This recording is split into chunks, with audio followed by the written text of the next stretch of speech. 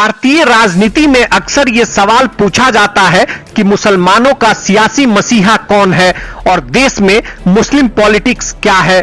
2024 लोकसभा चुनाव के लिए बीजेपी के खिलाफ 26 विपक्षी दलों ने मिलकर इंडिया गठबंधन बनाया है। इसके गठन के साथ ही यह सवाल उठे कि मुस्लिम आधारित पार्टियों को जगह नहीं मिली। विपक्षी गठबंधन में न ही असदुद्दीन ओवैसी की एआईएमआईएम को एंट्री दी गई और न ही बदरुद्दीन अजमल की एआईयूडीएफ को। ओवैसी ने इंडिया पर मुसलमानों की पॉलिटिक्स की अनदेखी का आरोप लगाया। ऐसे में सवाल उठता है कि ओवैसी और अजमल की गैर मौजूदगी में इंडिया के पास ऐसे कौन से चेहरे हैं जो मुस्लिम मतदाताओं को साधने की ताकत रखते हैं। इस सवाल का जवाब राजनीति के जानकार देते हैं। राजनीति के जानकारों की माने तो विपक्षी गठबंधन इंडिया में मुसलमान वोटर्स को रिझाने की सबसे ज्यादा क्षमता किसी में है तो वो लालू प्रसाद यादव की आरजेडी है। लालू प्रसाद यादव की पूरी सियासत को देखें तो बीजेपी और संघ के विरोध के सबसे मुखर चेहरे रहे हैं।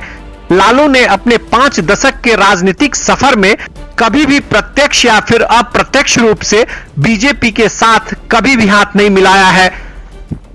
राम मंदिर आंदोलन के दौरान लाल कृष्ण आडवाणी को गिरफ्तार कराकर मुसलमानों का दिल जीत लिया था और आज भी उसका असर है कि बिहार में मुस्लिमों की पहली पसंद आरजेडी ही है।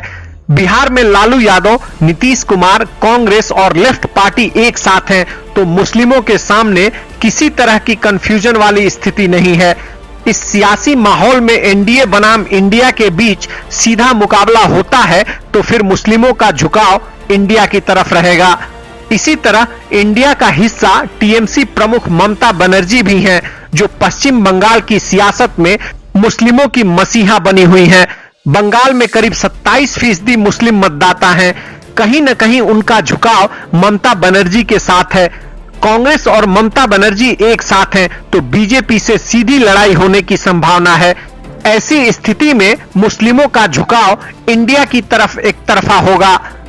बिहार और बंगाल की तरह उत्तर प्रदेश में मुस्लिम समुदाय 90 के दशक से सपा के साथ मजबूती से खड़ा है। सपा के साथ मुस्लिम का झुकाव मुलायम सिंह यादव के दौर से है, जिसे अखिलेश यादव ने भी सहेज कर रखा है। 2022 के विधानसभा चुनाव में मुसलमानों ने सपा के पक्ष में 83% वोट किए थे।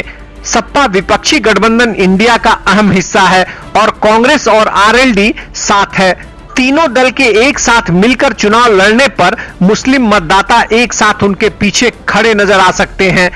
हालांकि बसपा प्रमुख मायावती दलित मुस्लिम कॉम्बिनेशन बनाने की कवायद कर रही हैं, तो असदुद्दीन ओवैसी मुस्लिम मतों के सहारे अपनी जमीन तलाश रहे हैं। लेकिन एनडीए बनाम इंडिया के बीच सीधा मुकाबला होने पर मुस्लिमों का झुकाव एक तरफा हो सकता है।